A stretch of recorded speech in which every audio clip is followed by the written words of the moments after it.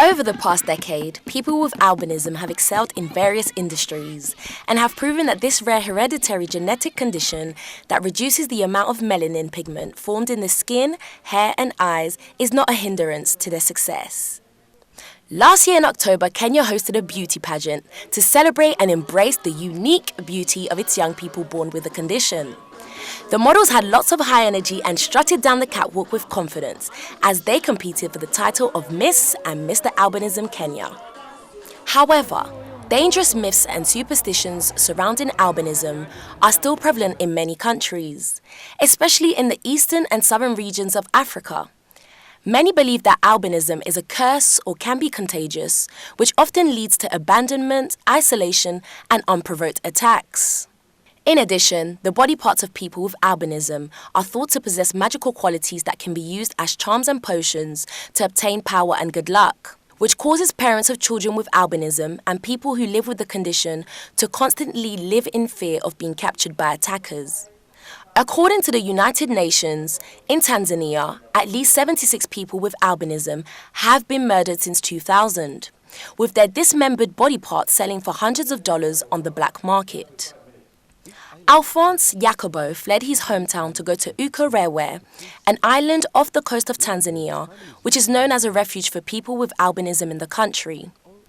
In Europe and North America, 1 in 20,000 people live with albinism, according to NGOs under the Same Sun charity. But the rates are far higher in sub-Saharan Africa. Around 1 in 5,000 to 15,000 people live with albinism, based on figures released by the World Health Organization. And in Tanzania, albinism affects 1 in every 1,400 people, and many feel safer in places where they have access to protection. The truth is, we, the people living with albinism on the island, are safe because the police force have ensured the island's security is very tight. We're also surrounded by water, and therefore if someone dares to commit a crime and tries to escape, it won't be easy. They'll definitely be arrested. And that's why you can see we're in a safe environment. Alphonse is not alone on the island. He is joined by 75 people with albinism among a population of 200,000 people. Aside from fearing for their lives, people with albinism also face discrimination. You may go to apply a post of employment, in the government or in the private sector. You may have all the qualifications and experience, but you will never get employed because of negative attitude. In June 2016, the UN hosted its first ever forum for action on albinism in Africa, in Dar es Salaam, Tanzania, which was an opportunity to look at measures to tackle attacks and discrimination faced by people with albinism on the continent.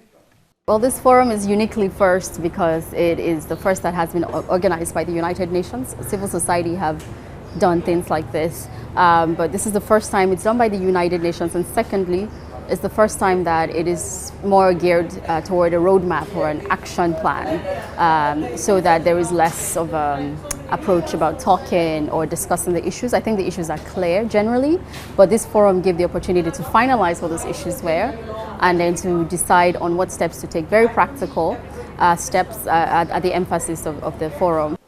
One of Africa's most iconic musicians, Salif Keita, who was born in Mali with albinism, has managed to use his music as a form of activism to combat the stigmas attached to albinism in West Africa. Firstly, if one sees me in front of the mic singing, I think it has already had an impact on people, for they know I'm not a monster. I'm an entire person. I am a normal person, as all persons are, and that all albinos are like me, and that we need love. One thing to keep in mind is that people with albinism may have a unique appearance, but they are no different than the rest of us. In the future, more efforts will be needed to spread awareness of this genetic condition to erase the myths and stigmas attached to it, so that people with albinism can reach their full potential, which is the core purpose of International Albinism Awareness Day.